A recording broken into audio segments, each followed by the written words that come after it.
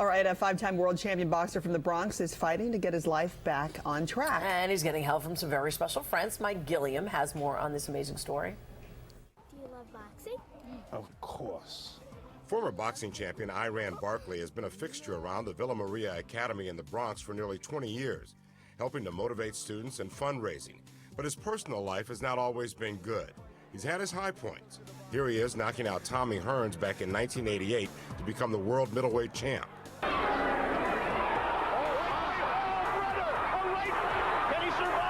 But Iran Barkley has also known some of the low blows that life can deal. He says he never really made the huge money that some boxers make, and the millions he did earn are long gone. Lost to bad investments, divorces, and quite simply blown. It got so bad that 2 years ago he found himself broke and sleeping on a bench at a subway station in the South Bronx. I was kind of like lost. It was all kinds of stuff that happened all at one time. But Barkley was lucky. He had friends from all of those appearances at the school, and those friends launched a rescue mission and hunted him down after hearing he'd been sleeping in the subway. He looked like hell. He hadn't been shaved. He's in the same clothes. He looked like a homeless man. Villa Maria phys ed teacher Mike Bernard and his pals at an organization called Ring 10 went to work trying to help. You did things for the school, and you never asked us for a dime. Now is time that you fell on hard time. Let us help you out. Barkley shows the effects of the wars in the ring. He's had a detached retina. After trying to find him housing where he could live on his own, Bernard and his wife decided to take a major step to help stabilize the champ's life. They took him into their home, letting him live in their basement. Kathy is the one who really said, you got to bring him in. You got to bring him home, and he has to stay with us. Everybody accepted him as part of the family. They really did. I became part of the family. I had a family that I didn't even know I had. A few months there gave Mike Bernard and his friends from Ring 10 the time to work with an organization called Bronx Works to get Barkley on his feet. He went into a shelter, applied for benefits, and now has moved into his own apartment. He's getting set to go to Las Vegas, where the World Boxing Council is holding a major fundraiser, and he's been told he would become one of the first boxers to ever get a pension. Quite a comeback for a guy who was sleeping in the subway and says he'll be forever grateful. They rescued me. These guys came to the rescue. They saved me big time. Mike Gilliam, Pix 11 News. Five-time world champ back on his feet again. That's nice to Great story. Yeah. I mean, those are the stories out of everything that we do in the morning. You hear about that one. It's like, it's so great to hear that that really happens, that goes on. Thank you, Mike Gilliam, for that wonderful story. This is the Streb Extreme Action Company. Streb's work is like no other. From her dances appearing on the London Eye at the 2012 Olympics, to performances in boxes and on rotating stages, it's all spinning out of science. Science plays a role in what Streb is doing because every single thing we do, if you had a scientist walk in and analyze it, would result in a formula. It would either be about rebound, it would either be about impact and the difference between those two things. It would be about centripetal force. Streb works out of this studio in Williamsburg, where there's no shortage of mechanical devices for her dancers to use as they challenge gravity, even fly. But is what they're doing here really dance? Well, that's a complicated question. For me now, I think it will be referred to as an extreme action company. And I think that the future of the invention of action or theatrical presentation of movement is going to be called action art or something else. And it will use equipment and machines just the way an orchestra uses instruments. And it will be examining principles that are more tantamount to what is action, time, space, actual space, and the body, but also the implementation of forces and being able to handle the force. Bigger force, the better, that the body is capable of taking at any point in time. Ultimately, I'm asking, what does movement or action as a discipline do best that no other discipline can accommodate? And that's my journey and that's my examination. And I don't think dance has anything to do with it. How does gravity play such a big role in what you're doing? Gravity is, it doesn't really play a role in my choreography. It is my choreography. Gravity is the truth about what governs action in our world. And I wanted to show that. Some of the results are fascinating. There's the artificial gravity machine, a rotating floor, developed a few years ago. It has an 8-foot center plug and an outer donut that is 6 feet wide, both constantly rotating in opposite directions. There's two parts, the center plug and the outer donut, and they go at different speeds and in two different directions, obviously. And what I was trying to show, one, is the audience can change their angle of viewing just by staying where they are, because I'm taking the stage picture and turning it. And I'm also trying to examine formal things such as immediate turn of direction. When you jump from the donut going counterclockwise onto the plug going clockwise, they immediately change direction. It's just unbelievably, endlessly fascinating how many permutations, just with those two directions, counterclockwise and clockwise, and with the different speeds and how everything morphs and changes. So it almost looks like you're taking a Rubik's Cube of people and just shaking it up. Streb also uses something she calls the ascension ladder. The beautiful thing about ascension is my idea would be that it would be an eternal climb notion. As you start to climb the ladder, it turns almost immediately. And what I'm wanting the dancers to do to keep climbing, no matter how fast it's going, and it goes pretty fast, no matter whether it's right side up or upside down. Some simply run as fast as they can before slamming into a plexiglass wall. I just thought, well, why don't I reinvent the floor? And the audience can see what's happening there. And if you run really fast and plaster yourself onto a hard surface, you have adhesion and cohesion. For a few seconds, you're really stuck on that wall like it's a Velcro wall. At her studio, it isn't rare to see toddlers enjoying the machines and facilities. But she's very particular about the people she chooses to be a part of her company. We pick out the ones that, one, have very deep analytical brain. They are curious about these questions, and some of them involve intense impact and danger and a lot of force and enormous acceleration. Most bodies aren't used to it. But we pick people who have the appetite for that, and even more than that, an elegant sense and a deep sense of curiosity. Streb is perhaps most proud of the work done on the London Eye at the 2012 Olympics. 32 dancers on the spokes of the wheel. It was all about scale and about distance and about the surprise of the audience encountering this, because we weren't able or allowed to advertise when, where, what.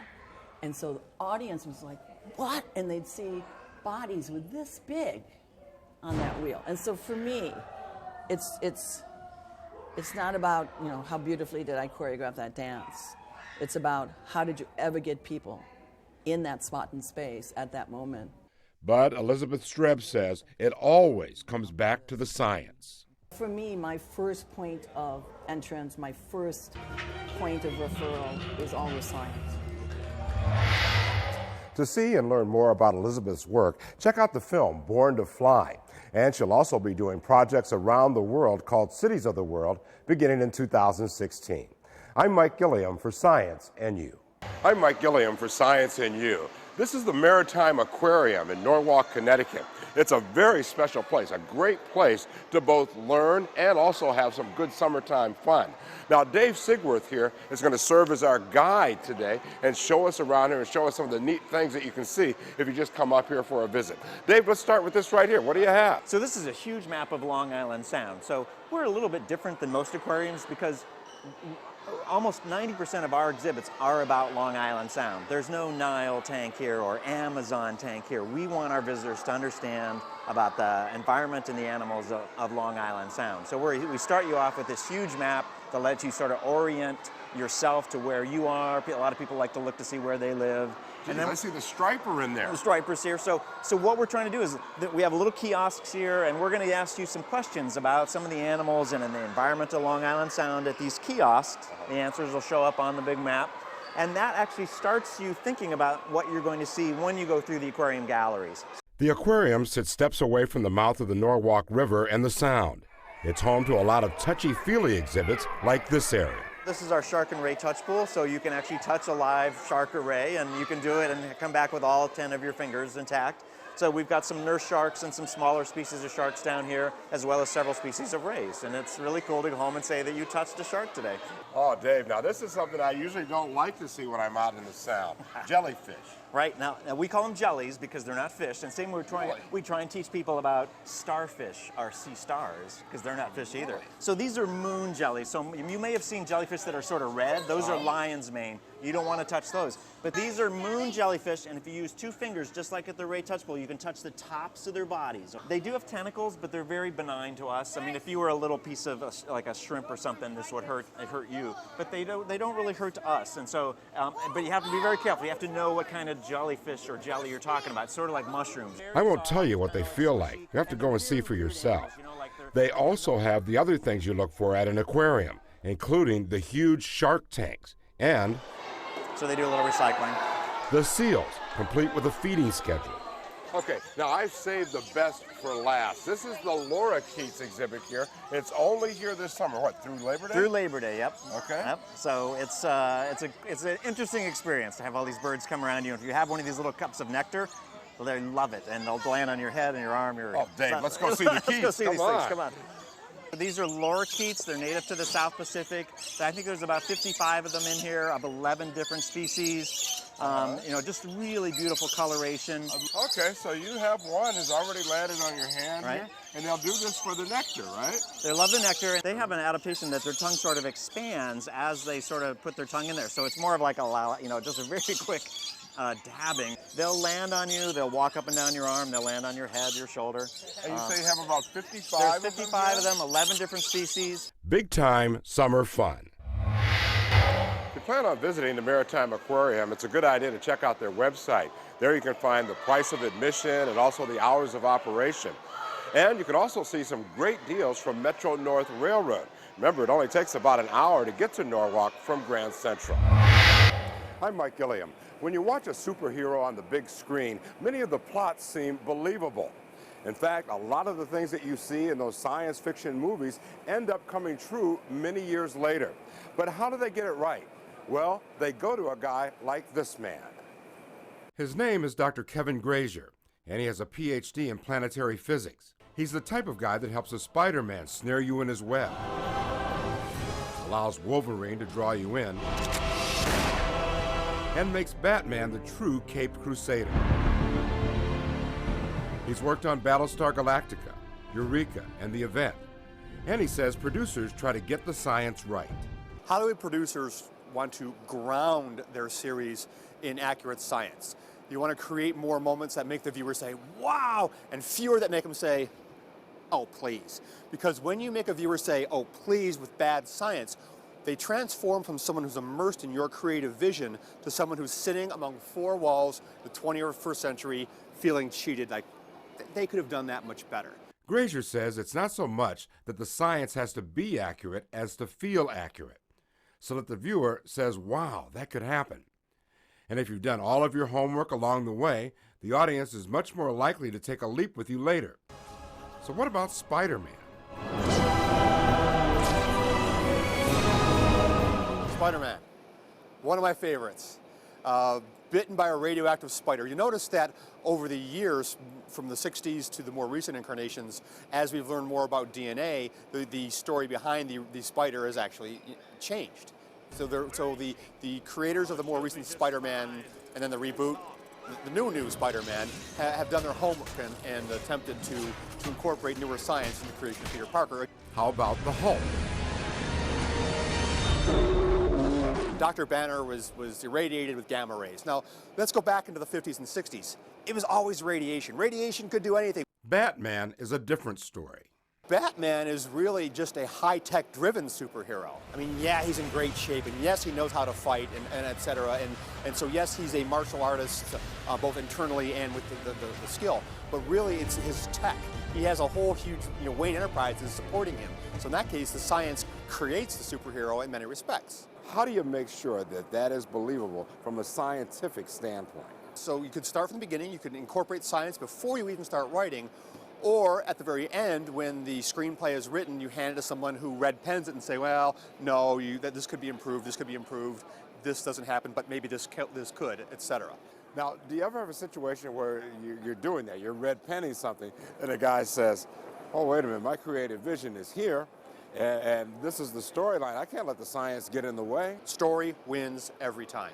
the science advisor, if the science doesn't work, it's incumbent upon a science person to find something that does. If this science doesn't work, hey, maybe this does. So it's a give and take process. We're sitting here in Grand Central. They're about to celebrate their centennial. What is the one superhero movie that stands out in your mind that took place here? One of my favorites, one that kind of flew under the superhero radar in my opinion, Unbreakable.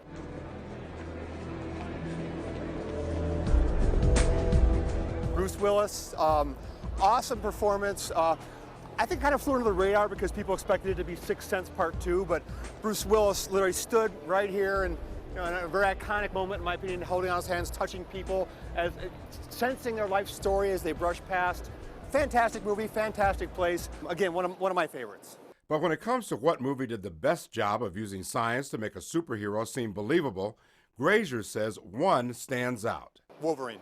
Wolverine, his claws, his adamantium skeleton, that's not a superpower. That's a side effect of his superpower. He has incredible healing properties, or had incredible ability to heal, which allowed him to survive the process. So his fighting skill comes from technology, but it was his healing ability that allowed him to survive that. I think that's the most believable of superheroes in my mind. Bottom line, how important is the science to the superhero genre? Marginally important.